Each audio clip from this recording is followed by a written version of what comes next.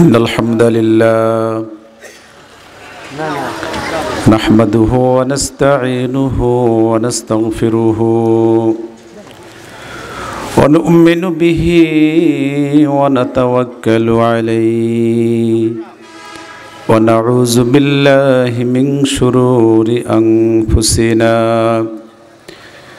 من يهده الله فلا مضل له ومن يضلله فلا هادي له أما بعد فقد قال الله تعالى وتبارك في كلامه المجيد وفي فرقانه الحميد أعوذ بالله من الشيطان الرجيم بسم الله الرحمن الرحيم ولقد كرمنا بني آدم وحملناهم في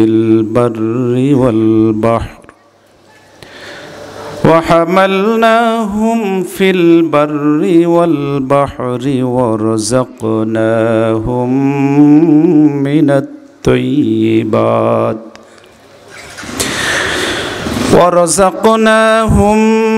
الطيبات وفضلناهم على كثير ممن خلقنا تفضيلا قال رسول الله صلى الله عليه وسلم لا تزل قدم ابن آدم حتى يسأل عن خمس وعمره فيما أفناه وعن شبابه فيما أبلاه وعن ماله من أين اكتسبه وفيما أنفقه وما عمل فيما علم رواه الترمذي أو كما قال عليه الصلاة والسلام ارحموا من في الأرض يرحمكم من في السماء أو كما قال عليه الصلاة والسلام وقال في شان حبيب محمد صلى الله عليه وسلم إن الله وملائكته يصلون على النبي يا أيها الذين آمنوا صلوا عليه وسلموا تسليما اللهم صل على محمد وعلى آل محمد كما صليت على إبراهيم وعلى آل إبراهيم إنك حميد مجيد اللهم بارك على محمد وعلى آل محمد كما باركت على إبراهيم وعلى آل إبراهيم إنك حميد مجيد سبحان الله وبحمده سبحان الله العظيم বলেন সুবহানাল্লাহি ওয়া বিহামদিহি সুবহানাল্লাহিল আযীম সুবহানাল্লাহি ওয়া বিহামদিহি আদাদা খালকিহি ওয়া রিদা নাফসিহি ওয়া জিনাতা আরশিহি ওয়া মিদাদ কালিমাতিহি আলহামদুলিল্লাহ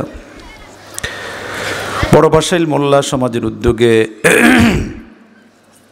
ঐতিহাসিক তাফসিরুল কোরআন মাহফিল আজকের মাহফিলের প্রধান আকর্ষণ প্রধান বক্তা আমার খুব কাছের মানুষ ভালোবাসার মানুষ হযরত মাওলানা মুফতি আব্দুল্লাহ আল মামুন মাদারীপুরী আগলঝাড়াতে অনেক প্রোগ্রাম করেছে, আমি অনেক প্রোগ্রাম করিয়েছি তাকে দিয়ে। অনেক ভালো আলোচনা করে। এখন খ্যাতি সম্পন্ন হয়ে গেছে, বাংলাদেশের বাইরেও আলোচনা করে, বলি আলহামদুলিল্লাহ। আমার ব্যক্তিগত আসলে চাকরির কারণে এই সুযোগটা ওইভাবে গ্রহণ করতে পারি না। তো ভাই সুযোগ আছে, করছে, দোয়া করবেন আল্লাহ যেন তাকে এই দিনের এই দাওয়াত, দিনের এই খেদমত যেন আল্লাহ তাকে করার তৌফিক দান করে। সকলে বলেন আমিন। আজকের মাহফিলের যিনি সভাপতি, আমি একটা ভালোই লাগলো আমার কাছে, এটা খুব কম জায়গায় দেখা যায়। আমি খুব খুশি হয়েছি ব্যক্তিগতভাবে যে আপনারা মসজিদের ইমামকে সভাপতি বানিয়েছেন, বলি আলহামদুলিল্লাহ। অনেক জায়গাতে অনেক সভাপতি আছে নিজের পরিচয় নিজে বলতে পারে না, আছে না? নেই? আছে না? আমি গর্ববতী হয়েছি সভাপতি হওয়ার কারণে। কি কথা বলছেন নাই? এই জন্য আলহামদুলিল্লাহ, যেখানে যাকে মানায় আসলেই, তাই না? যেখানে যাকে মানানসই হয় মাহফিল, এখানে একজন এলাকার ওলামায়ে কেরাম তিনিই থাকবেন, অন্য সমাজপতিরা বা অন্য সম্মানিত ব্যক্তিরা তাদের জায়গায় তাদের সম্মান রয়েছে অবশ্যই, কথা বলেন ঠিক কিনা? এই জন্য মাহফিলে যিনি সভাপতি তাকে আমি আন্তরিক ধন্যবাদ জানাচ্ছি, মোবারকবাদ জানাচ্ছি, এবং সাথে সাথে ইন্তেজামিয়া কমিটি যারা রয়েছেন তাদেরকে আরও বেশি ধন্যবাদ জানাচ্ছি যে মাহফিলটাকে সুন্দর করে অ্যারেঞ্জমেন্ট করেছেন, আয়োজন করেছেন। গতকালকেও আমি সন্ধ্যার পরে খুব চিন্তিত ছিলাম যে আহারে, যে আবহাওয়ার যে অবস্থা, এতে কি হবে আল্লাহই জানে। আমি ফোন দিইনি ইমামকে, কিন্তু আমি খুব টেনশনে ছিলাম ব্যক্তিগতভাবে যে এরকম হলে তো আসলেই, আবার আবহাওয়াবিদরাও বলেছে 2-3 দিন পর্যন্ত এরকম হতে পারে, কিন্তু হয় নাই। কথা বলছেন নাই? হয় নাই। এখানেই মানুষের দুর্বলতা। এই জন্য আল্লাহ বলছেন খুলিকাল ইনসানু দাঈফা, আমি মানুষকে সবচেয়ে দুর্বল করে সৃষ্টি করেছি, মানুষ সবচেয়ে দুর্বল। আর পৃথিবীতে আজকে সবচাইতে বেশি সবল নিজের শক্তি প্রদর্শন করছে এই মানুষ। দেখেন সবাই, ব্যক্তি, পরিবার, সমাজ, দল, দেশ, একেবারে আন্তর্জাতিক পর্যন্ত একজনার পিছে আর একজন লেগে আছে না নাই? কি একটু না বেশি? চরমভাবে।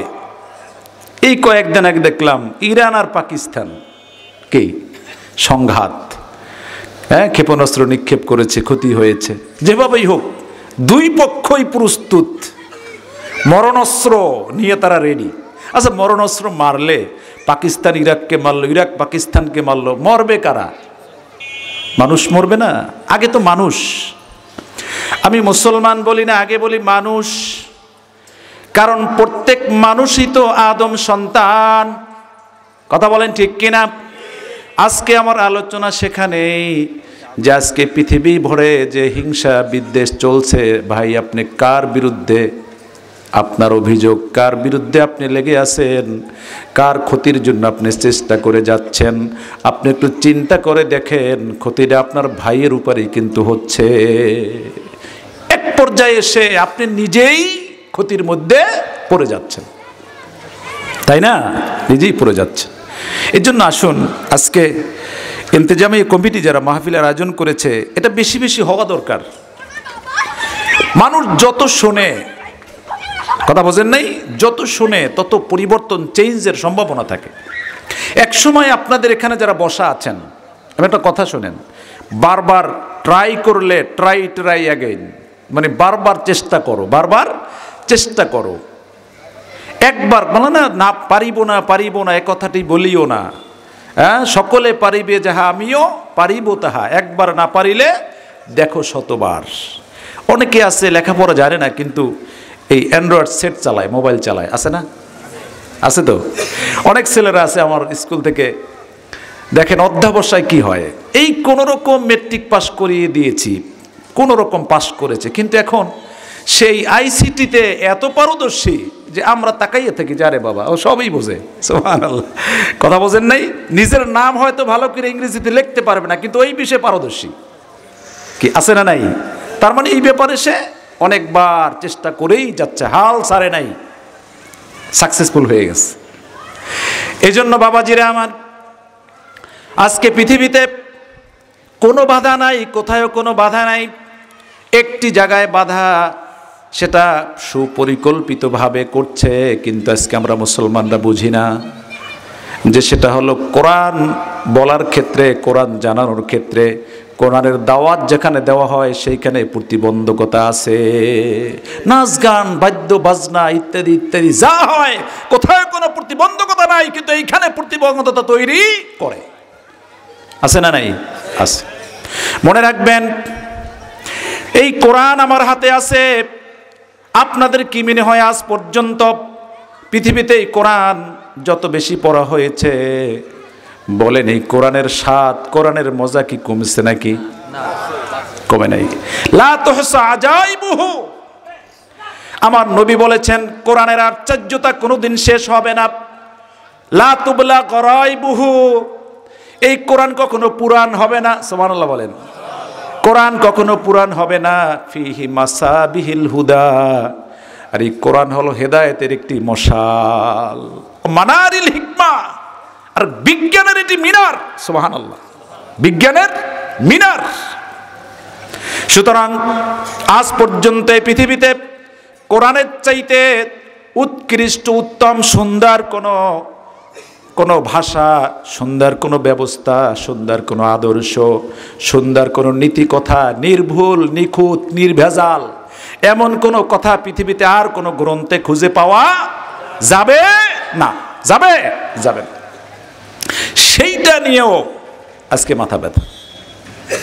এই জন্য বাবাজিরা আমার, কোরআন আজকে তাফসির মাহফিল। তাফসির মানে ব্যাখ্যা করা, বিশ্লেষণ করা, খুঁটে খুঁটে বের করা,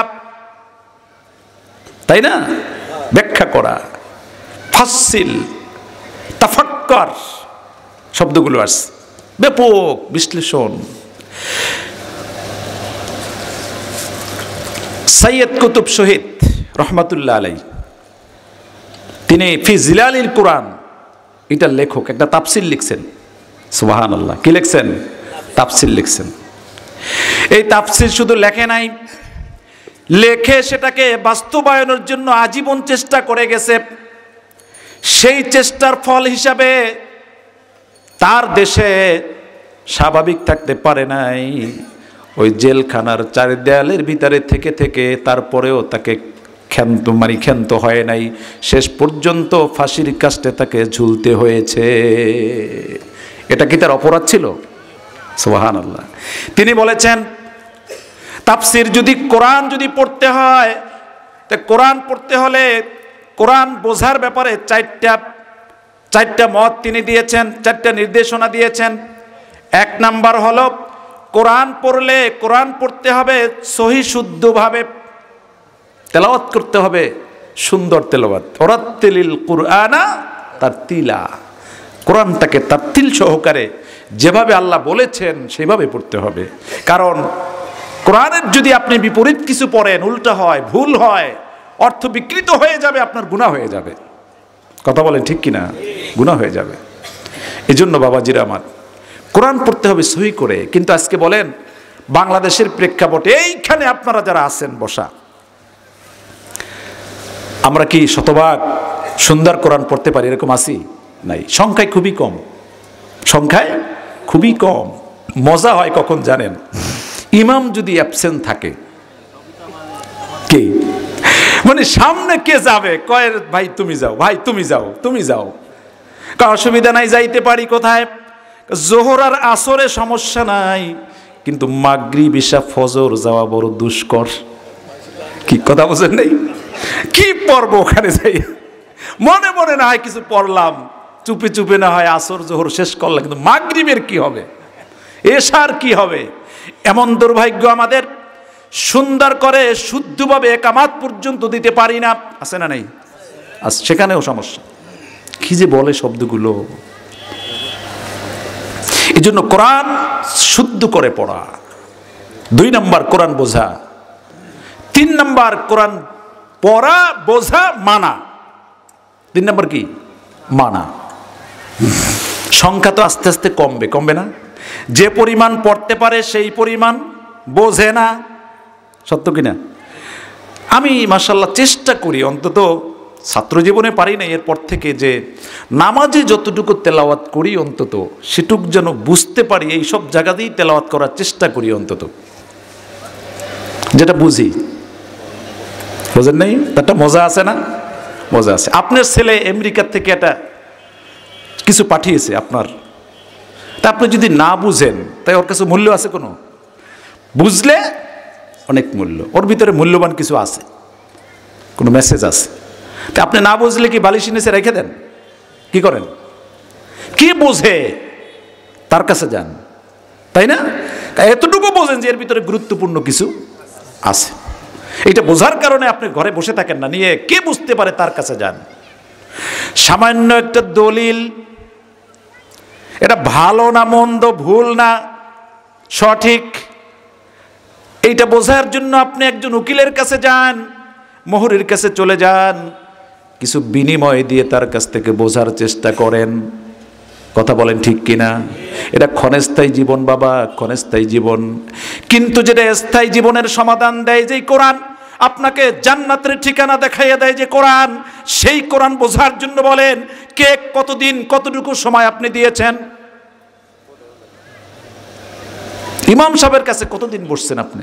হুজুর একটু বুঝি না, একটু বলেন তো। চেষ্টা করি নাই। এই জন্য আমি একটা হাদিস বলেছি, রাসূল বলছেন, ইবনে মাসউদ থেকে হাদিসটি বর্ণিত, তিরমিজির বর্ণনায় আসছে যে লা তাজুলু কদামা ইবনে আদম হাত্তা ইউসআলু আন খামসিন ওয়া উমরিহি ফিমা আফনাহু ওয়া আন শাবাবিহি ফিমা আবলাহু ওয়া আম মালিহি মিন আইনা আকতাসাবাহু ওয়া ফিমা আনফাকাহু ওয়া মা আমিলা ফিমা আলিমা, রাওয়াহু তিরমিজি। কিয়ামতের মাঠ আছে না নাই? সামনে না পিছনে? সামনে।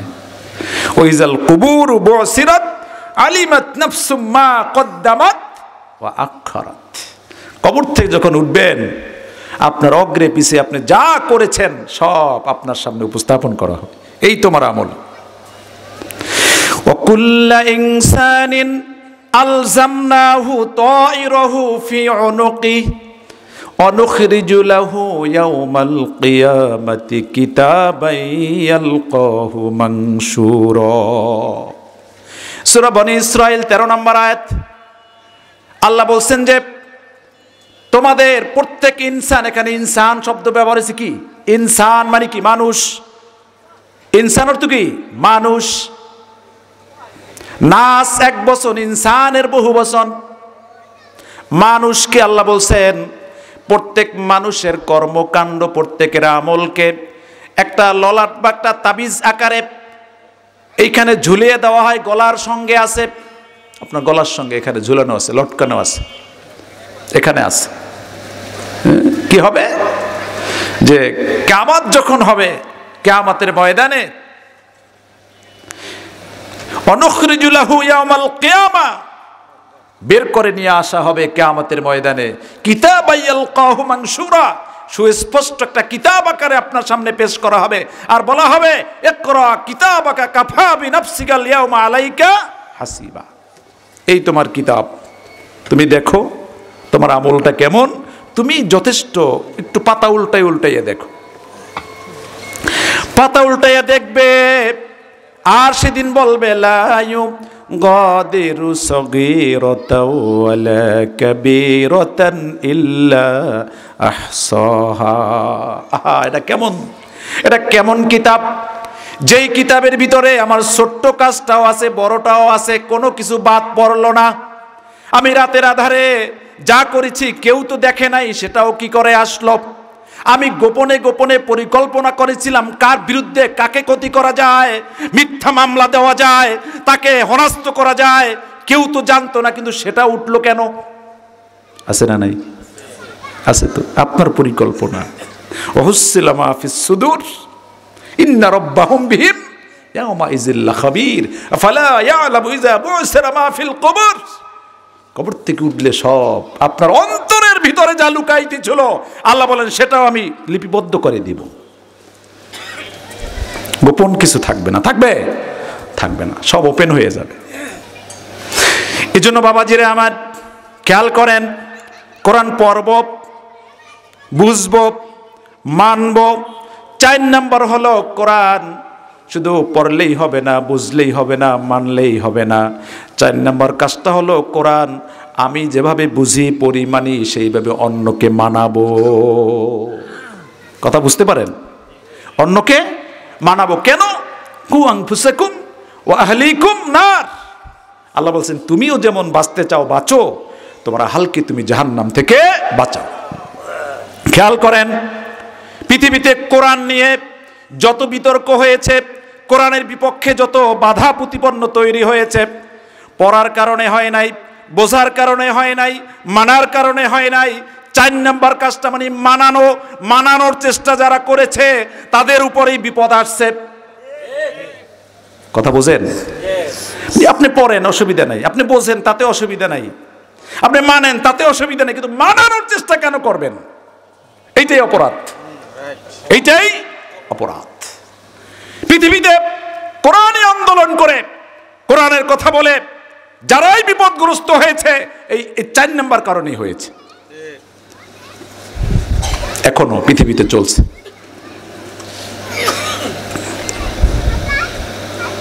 এই জন্য বাবাজিরা আমার, কোরআন পৃথিবীতে আসছে তো মানানোর জন্যই আসছে। রসুল একা একা কি কোরআন মানছে? সাহাবীরা কি ব্যক্তিগত একা একা মানছে? না, মানানোর চেষ্টা করেছে, মানানোর চেষ্টা করেছে।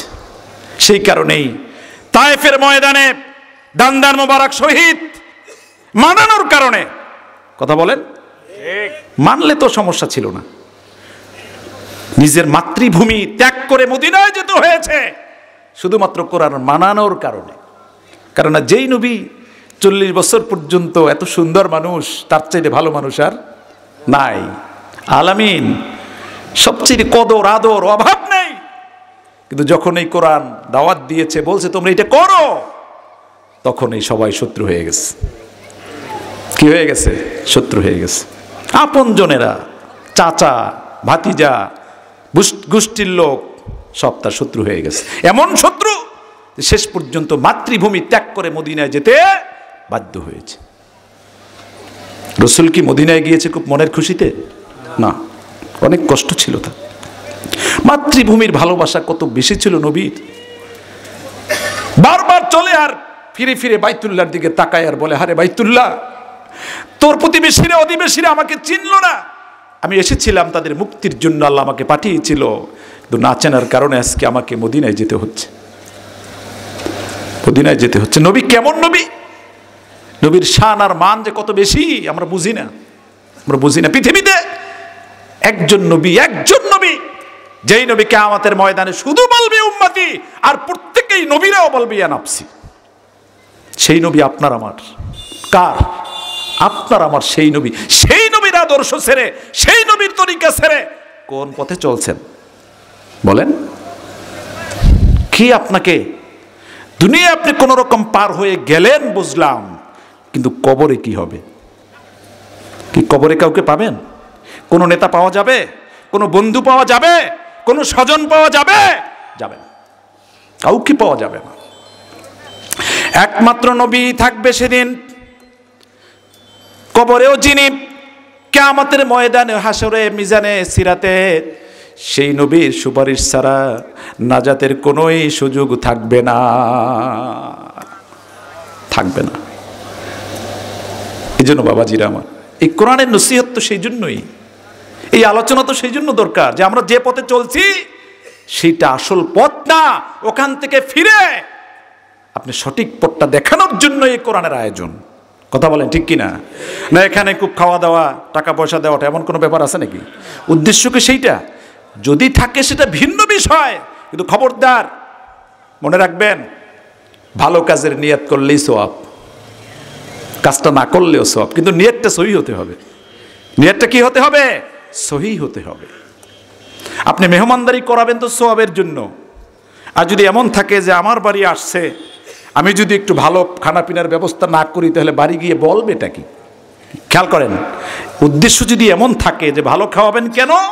যে বই বাড়িতে গিয়ে বলবে যে আহারে গেছিলাম বড় মেয়ার বাড়ি, একেবারে পোলাও, বিরিয়ানি, মুরগি, হাসি, অনেক কিছু খাওয়াইছে। কথা বোঝেন না? এই যদি হয় উদ্দেশ্য, তাহলে সব থেকে আপনি বঞ্চিত হবেন। প্রশংসা পর্যন্তই শেষ। আর যদি উদ্দেশ্য হয় এইটা যে মেহমান আসছে বরকত নিয়ে, এটা সুন্নাত মেহমানদারি করানো, সেই জন্য করাচ্ছেন, তাহলে প্রশংসা তো হবেই, বরং তো আপনি সওয়াব পেয়ে যাবেন। সুবহানাল্লাহ। কি সওয়াব জানেন? মেহমানদারি করানোর সওয়াব বললাম না কত, কিন্তু এতটুকু জানেন যে মেহমানকে মেহমানদারি করানোর পরে আপনি বাড়ির থেকে একটু উঠান পাড়িয়ে রাস্তা পর্যন্ত একটু আগাইয়া দিবেন কয়েক কদম। এই কয়েক কদম আগাই দেওয়ার কারণে আল্লাহ খুশি হয়ে মসজিদে নববীর মতো জায়গায় 500 রাকাত নফল নামাজের সওয়াব আপনাকে আল্লাহ দিয়ে দেবেন। সুবহানাল্লাহ। চিন্তা করতে পারেন তো খাওয়ালে যে কি পরিমাণ সওয়াব। সেইটা যদি হয় শুধু প্রশংসার জন্য, তাহলে এর চাইতে কপাল পোড়া আর আছে নাই। এই জন্য আমরা যা করব, ইন্নাস সালাতি ওয়া নুসুকি ওয়া মাহইয়ায়া ওয়া মামাতি লিল্লাহি রাব্বিল আলামিন, সবকিছু আল্লাহর জন্যই করব। কথা বলেন ঠিক কিনা? একটা হাদিস রাসূল আরবি সাল্লাল্লাহু আলাইহি সাল্লাম বলেছেন যে যদি কোন উম্মত যদি 4টা কাজ করে, 4টা ঈমানের গ্যারান্টির জন্য আল্লাহ রাসূল 4টা কাজের কথা বলছেন।